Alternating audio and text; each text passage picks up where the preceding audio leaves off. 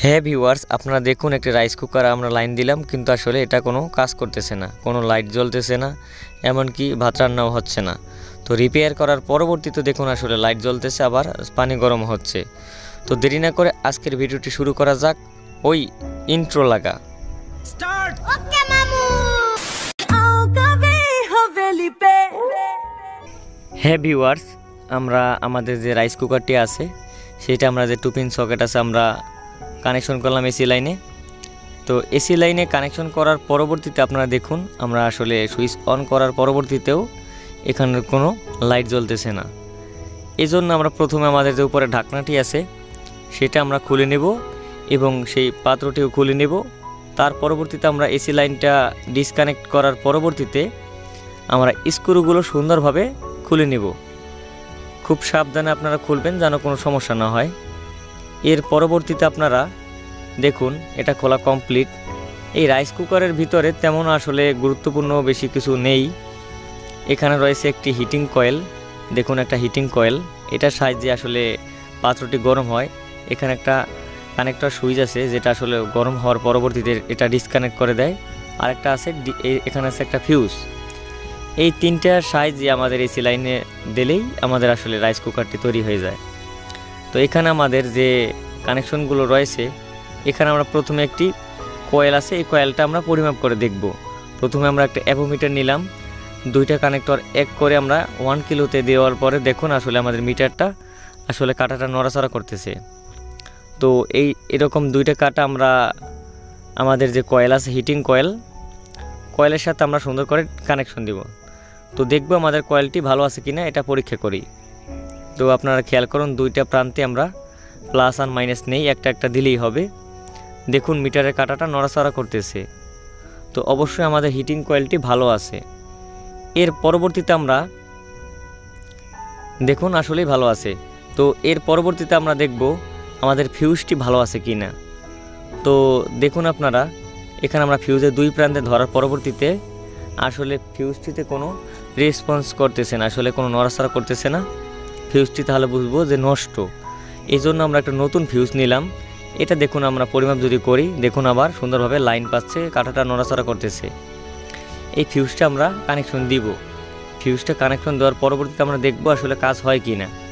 যদি তারপরেও যদি সমস্যা হয় তাহলে অবশ্যই আমাদের যে সুইচটি আছে এটাও চেঞ্জ করা যায়। এই রাইস কুকারের প্রত্যেকটা পার্টস আসলে কিনতে পাওয়া যায় বাজারে, আপনারা এটা সুন্দরভাবে পরিচালনা করতে পারবেন নিজের ঘরে বসেই। তাই এই ভিডিওটা দয়া করে না টেনে সম্পূর্ণ দেখার অনুরোধ রইল, তাহলে আপনারা নিজেরাই আসলে কোনো কিছু ছাড়াই এটা আসলে ঠিক করতে পারবেন। এই ফিউজটার দাম মাত্র 10 টাকা নিয়েছে। তো এখানে আমরা আমাদের স্ক্রুটা সুন্দরভাবে খুলে নিলাম, যেখানে আসলে ফিউজটার একটা প্রান্ত ছিল। তো ওখানে আমরা নতুন ফিউজের যে প্রান্তটা আছে সেটার সাথে স্ক্রু সুন্দরভাবে লাগিয়ে দিচ্ছি। আর লাগিয়ে দেওয়ার পরবর্তীতে আপনারা সুন্দর করে টাইট করে নেবেন। টাইট করার পরবর্তীতে আপনারা দেখবেন যে ফিউজের অন্য প্রান্ত কোন জায়গায় আসলে সংযোগ করা ছিল। তো দেখুন অন্য প্রান্ত আসলে লাল যে তারটার সাথে সংযোগ করা ছিল ওটা আমাদের এসি লাইনের সাথে সংযোগ করা ছিল, আমাদের এসি আউটপুট মানে ইনপুট লাইনের সাথে। তো এখানে আপনারা সুন্দর করে স্ক্রুগুলো খুলে নেবেন। তো আমরা স্ক্রুগুলো সুন্দরভাবে খুলে নেব। আর তার পরবর্তীতে আপনারা দেখবেন আসলে আমাদের কোন জায়গায় আসলে কানেকশন করা ছিল। তো স্ক্রুটা খুব সাবধানে আপনারা আস্তে আস্তে খুলে নেবেন। দেখুন ভিউয়ার্স, স্ক্রুটা আমরা সুন্দরভাবে খুলে ফেলতেছি। আর খোলার পরবর্তীতে আপনারা দেখবেন আসলে ওই যে লাল তারটি ছিল ওইটা সুন্দর করে বের করে নেবেন। বের করার পরবর্তীতে আপনারা সুন্দর করে স্ক্রুটা খুলে নেবেন।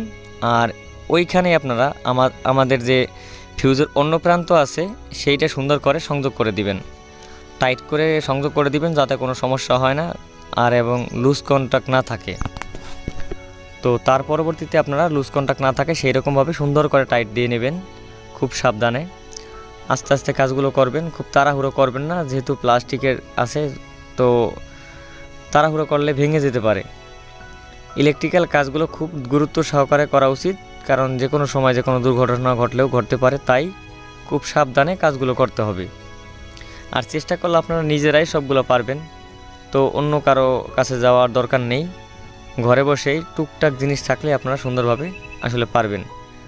আমরা এইরকম ইলেকট্রিক্যাল ইলেকট্রনিক্স প্রত্যেকটা জিনিসের আসলে ভিডিও দিয়ে থাকি, তাই আমাদের চ্যানেলটি যারা এখনও সাবস্ক্রাইব করেননি তারা সুন্দরভাবে সাবস্ক্রাইব করে নেবেন, এমনকি ভালো লাগলে ভিডিওটি লাইক দিবেন আর শেয়ার করতে ভুলবেন না।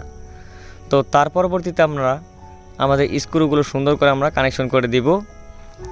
দেখুন আমরা সুন্দর করে স্ক্রুগুলো কানেকশন করে দিচ্ছি। ভালোভাবে খেয়াল করবেন যে কোনো তার যেন কোনো লুজ কন্টাক্ট না থাকে। তার লুজ কন্টাক্ট থাকলে অনেক সময় আসলে আমাদের রাইস কুকারটি কাজ করতে চায় না। এখন আমরা এসি কানেকশনটি সংযোগ করে দিলাম। এখন আমরা দেখুন টুপিন প্লাগটি আবার আমাদের এসি লাইনে সংযোগ করে দিলাম। তো দেখুন আসলে লাইটটি জ্বলতেছে। তো আমাদের কাজ কমপ্লিট। এখন আমরা আপনাদেরকে একটু পানি গরম করে দেখাবো আসলে আমাদের কাজটা হচ্ছে কি না। তো দেখুন আসলে পানি খুব সুন্দর গরম হচ্ছে, এর চেয়ে বেশি দরকার হয় না আসলে ভিডিওটি দেখার জন্য। তারপরেও আমাদের ভিডিওতে আপনারা এতক্ষণ ছিলেন, তাই আপনাদের অনেক ধন্যবাদ। আর যদি আপনাদের কোনো মরিচবাতি বানানোর ভিডিওর দরকার হয় তাহলে অবশ্যই আমাদের চ্যানেলে একবার ঘুরে আসবেন। ধন্যবাদ সবাইকে।